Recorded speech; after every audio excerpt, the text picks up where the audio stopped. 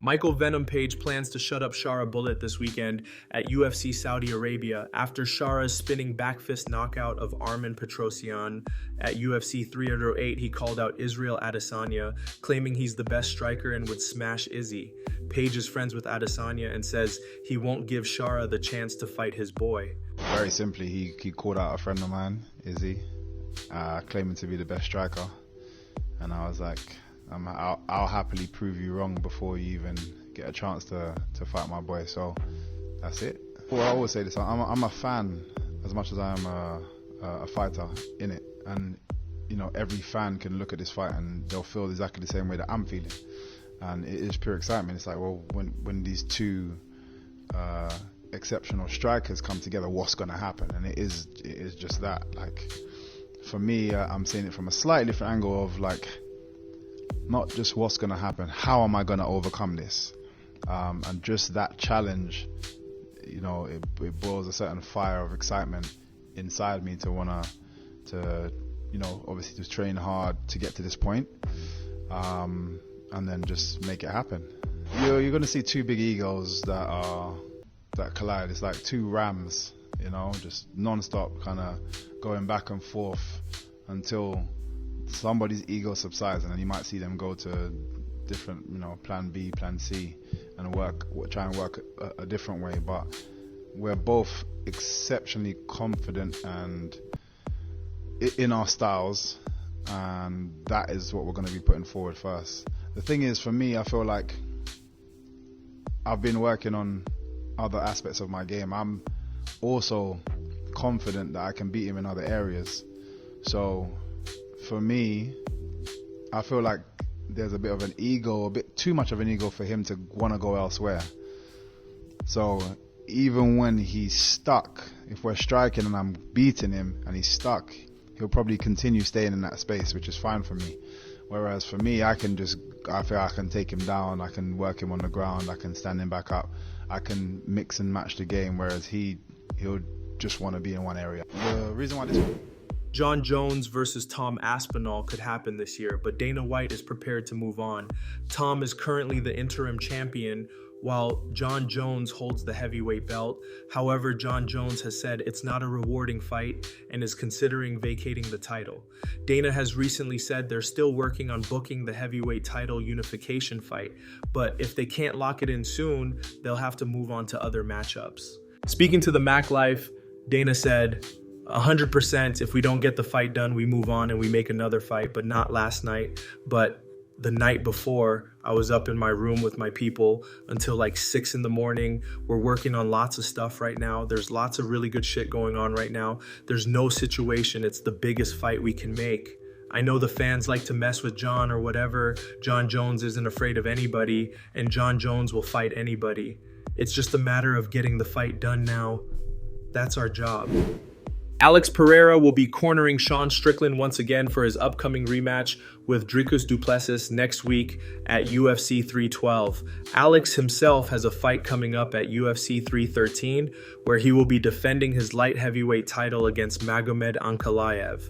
Daniel Cormier thinks Alex is making a risky decision by cornering Sean in the middle of his training camp for Ankalaev. On his YouTube channel, DC said, "What we do know is that Alex Pereira is going to be fighting a guy that could be his most formidable opponent because of the style, but we also have to take into effect that his relationship with Strickland is so strong that he's willing to travel across the world to corner him. To me, it seems dangerous. It seems risky for Alex to go all that way to Australia, knowing everything that goes into a training camp and how hard that travel can be on your body when you're preparing to continue to defend your world championship. So how strong is that bond? How much does Sean Strickland now mean to Alex Pereira for him to take that risk? Because trust me, it's a risk." Tom Aspinall says jet lag really messes with his performance. Since he's based in the UK and thinks his next fight will be in the States, he plans to arrive 2 weeks early to avoid it. He's the current UFC interim heavyweight champ, but isn't booked yet. Dana White has said multiple times that he expects Tom to fight Jon Jones this year for the heavyweight title unification. Traveling to America impacts your preparation? Yes, absolutely. Jet lag is a very real thing when it comes to Athletes, you are not going to perform well with jet lag. I've been there a lot of times. And the next time I fight in the US, which is probably going to be my next fight, I'm going to go out there early and prepare accordingly. I think at least 2 weeks would be optimal.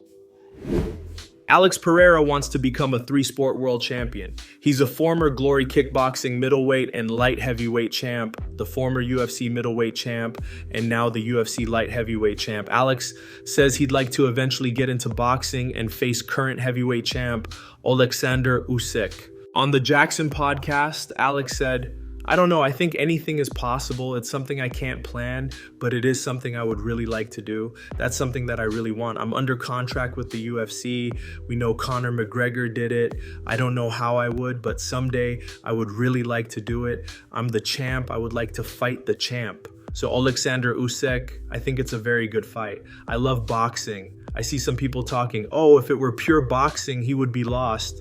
Man, when you talk pure boxing, I feel great. I think I could fight these guys out there. I've already done some sparring with experienced guys. Plinio Cruz knows it, and they're winning everything there. Alex's coach, Plinio Cruz, said, "Me personally, I've put him already to spar some world-class top 10 heavyweight boxers, guys with names, real good names that I'm not going to mention, but he did really good, so I think he could do good. I believe in him." Dana White gave his thoughts on Islam Makhachev moving up to middleweight. He thinks Islam moving to welterweight is doable, but he's not sold on the idea of him jumping 2 divisions. Islam has said he's keen as a bean to move up to middleweight if given the chance and fight the champ. Islam Makhachev has stated that if you give him opportunity, he'll go up to middleweight and fight the champ Dricus Du Plessis. Would you give him that chance to move up and fight that champ? He would move up to middleweight. Yeah, I don't know about that. Listen, if he wants to move up to 170, we can talk. Moving up to 185 is a whole nother level. Renato Moicano reminisces on when he fought Jeremy Stevens. Jeremy just TKO'd Eddie Alvarez in BKFC this past weekend and broke Eddie's jaw. Renato fought Jeremy in the UFC back in 2017, and Renato won via split decision. Renato says he ran most of the fight because he didn't want to strike with Jeremy. Renato also says that during fight week, every time that he would run into Jeremy, Jeremy wanted to fight him. No, but it's fun to see, like Jeremy Stephens, I have been watching him for a long time, and it's nice to see people like resurging, right? You almost fought him, right? Because no, I you fought were him. top 5, you fought him. Yeah, but a long time ago, 2017, I was just running. I was jabbing and running, my brother. I said, I don't want to... You fought him, I don't remember that. Yeah, I don't want to strike against this guy because I remember one of the like, he has like viral knockouts. Yeah. Crazy, couple of crazy knockouts. Heavy hand, crazy heavy hand. And crazy guy, brother. He was one of the few guys that I was fighting, and I was really afraid, you know, because... Yeah. But you're too young, too, right? I was young, yeah. I was 20 something. Won a decision, right? I won a decision, and I remember every time that I met him in the hotel, he was acting crazy, like he want to fight all the time. And I say, relax, bro. All the time he was looking and say, relax, bro. We're going to fight on Saturday. But he was trying to fight me every moment of like the whole fight week. And I was, man, this motherfucker is crazy. And he is, brother. Yeah, he's crazy. He's something else. But don't you think bare knuckle, like, dude, I don't want to... Dricus Du Plessis gave his reaction to Alex Pereira cornering Sean Strickland once again. Dricus thinks it's hilarious. Alex Pereira was in Sean's corner in the first fight too, when Dricus won the belt. Speaking to Shaq MMA, he said, I mean, they don't even speak the same language. It doesn't really make much of a difference whether he's in the corner or not. Dricus then began to laugh. He said, Sean can barely understand his own coach, who's also American. How is he going to understand Alex Pereira? On his upcoming rematch with Sean Strickland, DDP said, he knows what I bring. I know to a certain extent, and I know to a certain extent what he brings to the table. So I think the feeling out process is going to be a lot shorter, maybe a minute, maybe 2, and then it's going to be a full-on fight like we saw from the end of, I would say, 3rd, 4th, and 5th round in our first fight. And, you know, when you fight, if you initiate that kind of, I mean, we saw the way we looked after that fight. He was all cut up and my eyes were shut. That was more from the first and second round, then, you know, you really see a fight like that go into a judge's decision or a split decision. Actually, for me, I don't care if this fight goes to the decision. It just has to be a dominant decision. You know, I'm either going to knock him out, submit him, TKO, just a dominant performance. If he can, you know, stick it out for 5 rounds of me dominating him. Israel Adesanya responded to Sean Strickland trying to make a deal with Dricus Du Plessis ahead of their rematch.